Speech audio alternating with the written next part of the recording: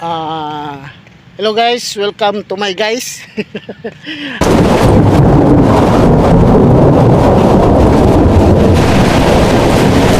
Sayo sa Kabuntago no, sa Sabado, nag-walking mini Papang para walking sa Kabag-uhan. Matod pa niya walking sa Kabag-uhan. Ano man bang, ano man yun nga nakahuna-huna ako walking sa Kabag-uhan pang?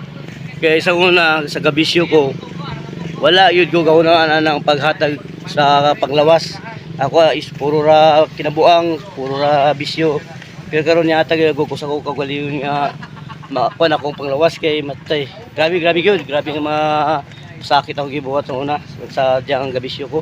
Pero karon ni kuan gyud ko exercise no para Kay unsa man imong panglawas sa una pang? Bisyo ka. Wala gyud, yapis gyud kayo gyud. Wala gyud, daot gyud kayo gyud ang panglawas gyud. Wala sige ra pulaw, dili mo saktong kaon. Pero karon no, karon sa Ginoo tungod sa pagtarong nako sa akong kinabuhi, natagan gyud og panguna-una maayo naman ang nakauna nako nga importante gyud sa panglawas labi na pa edad. Kinahanglan mag-exercise na gyud para sa kayo pong panglawas. Tara. Okay, daghang kayong salamat mga, daghang kayong salamat.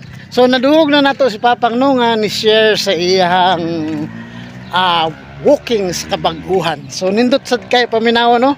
So tinuod man kay ang exercise makapabalik sa huna-huna, makapaayo sa atuang lawas, maka-repair sa atong lawas no, maka-restore sa mga guba na nga atong abusaran tungod sa bisyo.